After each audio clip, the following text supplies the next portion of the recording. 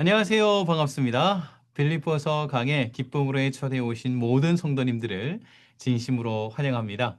오늘 저는 빌립보서 3장에 있는 말씀 17절부터 21절까지의 내용을 중심으로 한번 살펴보려고 합니다.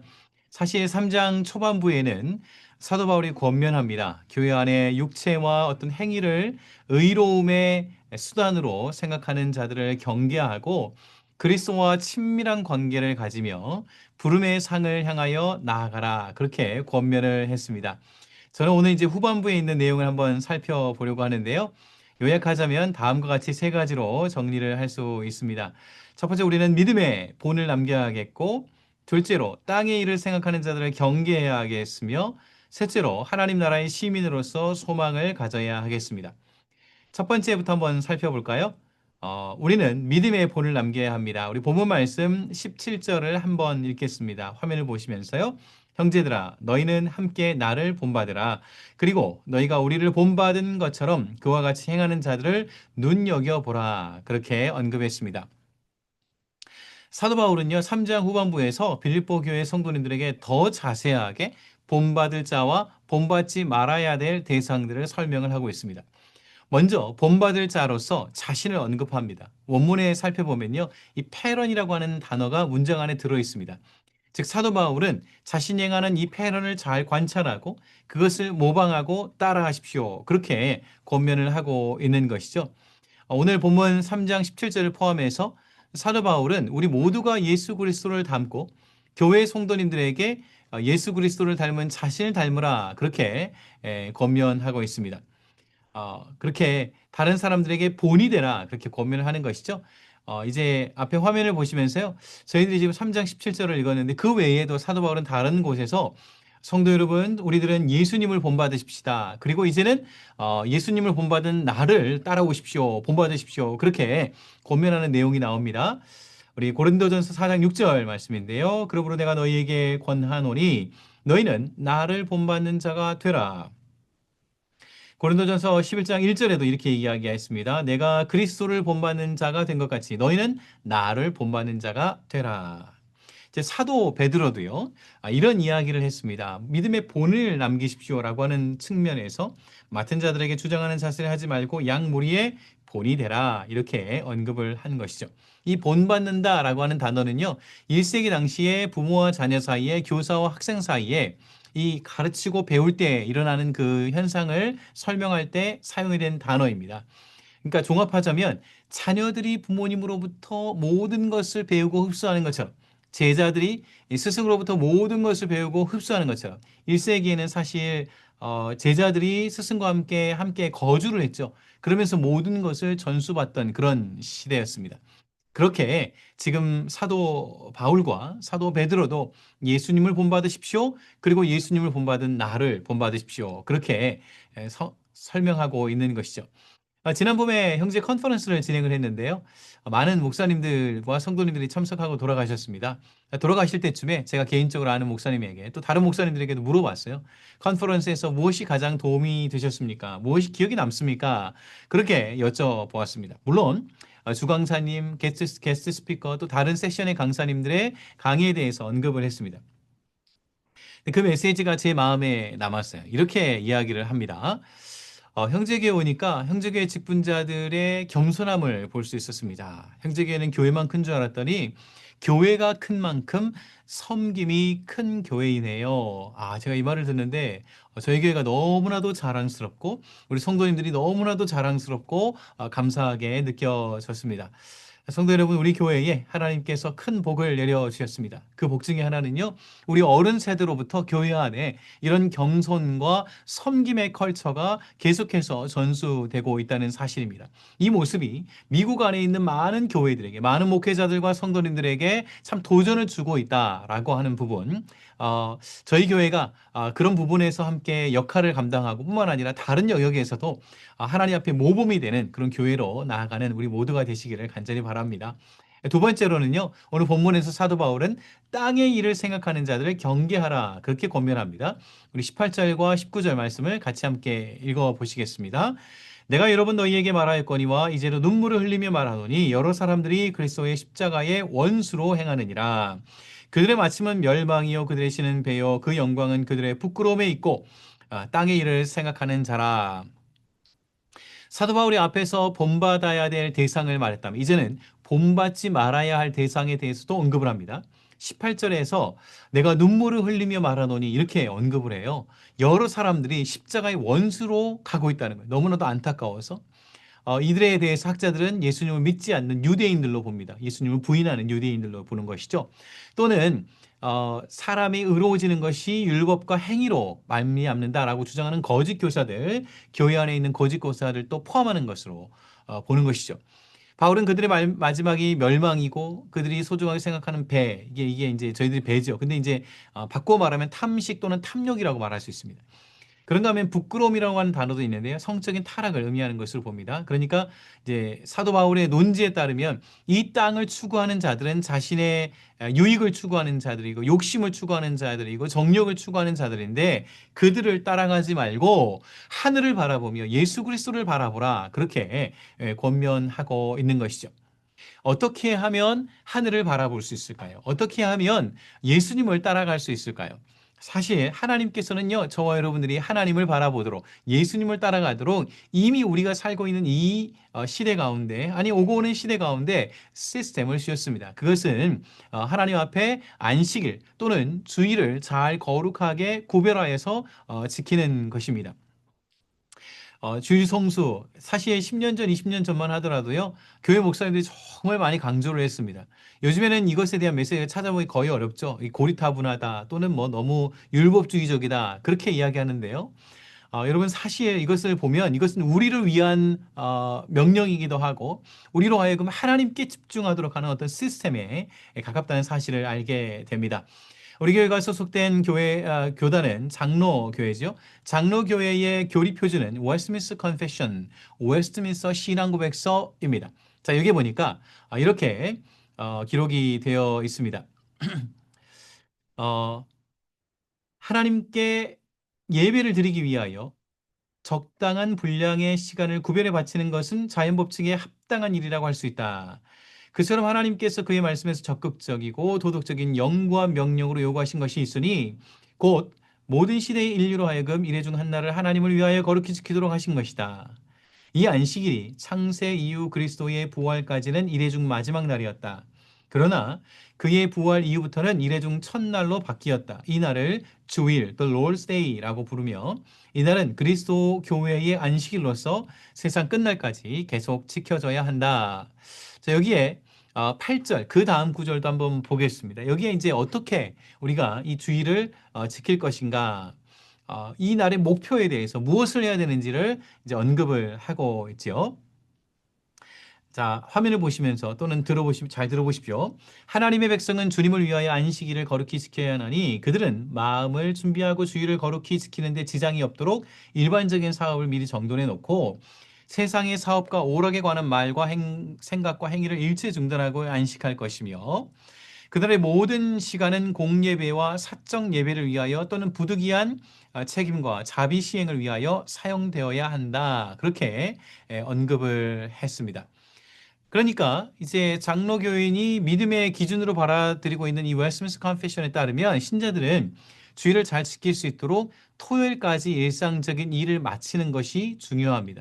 주일에는요, 가장 중요한 것, 바로 공적인 예배와 사적인 예배를 통해서 하나님께 집중하고 하나님을 바라보는 시간으로 구별해야 한다는 거예요.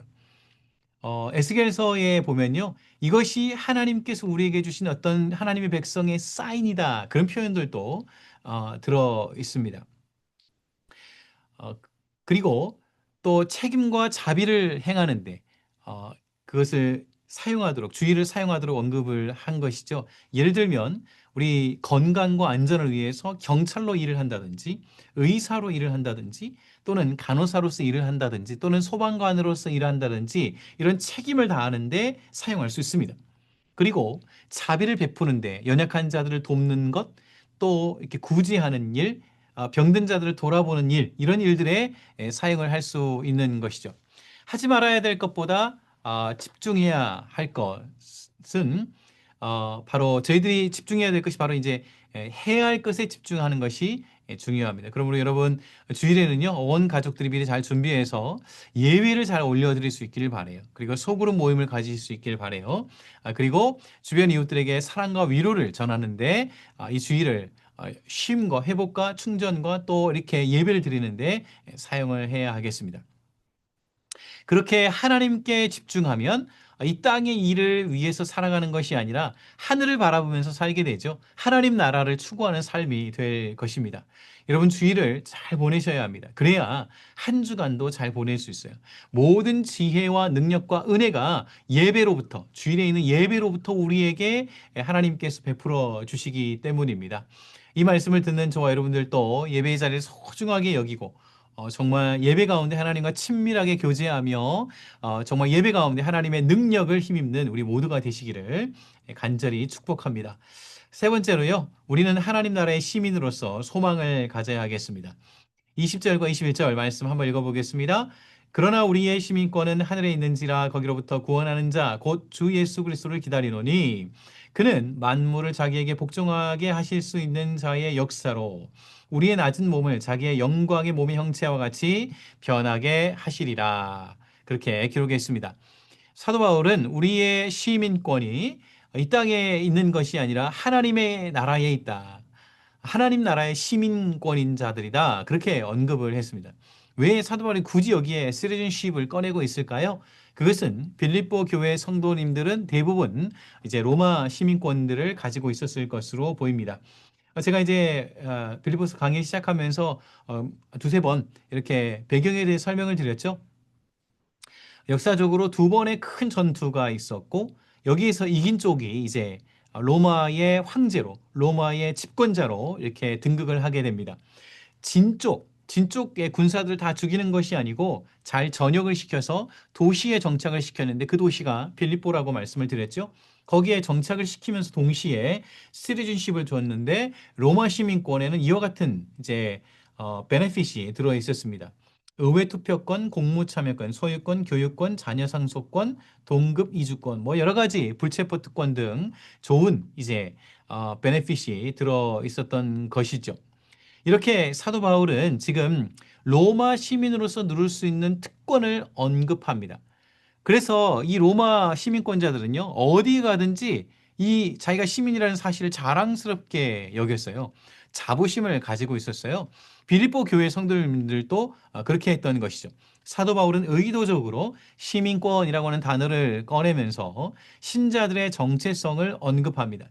즉, 신자의 정체성은, 신자의 본질은 이 땅에 있는 것이 아니라 하나님 나라에 있고 하나님 나라의 시민권자들이다. 그러므로 우리는 하나님을 바라보고 다시 오신다고 약속하신 예수 그리스도를 바라보라. 그렇게 언급하고 있는 것이죠. 오늘 본문의 마지막 절은 예수 그리스도 20절에 이제 마지막 부분의 단어가 예수 그리스도였거든요. 이 예수님을 수식하는 내용입니다. 21절 말씀 같이 한번 읽어볼까요?